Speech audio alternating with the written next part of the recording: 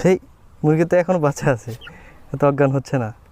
আচ্ছা, আরেকবার রুমালের উপর ক্লোরোফর্ম নিলাম, এবার এর নাকের কাছে নিয়ে যাওয়াতে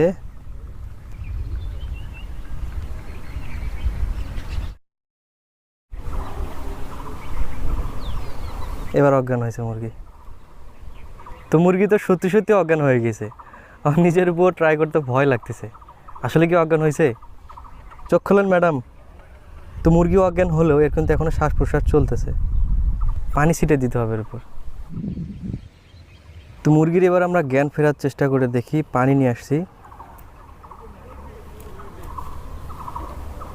এই মুরগি জেগে উঠছে আবার, তার জ্ঞান ফিরে এসছে।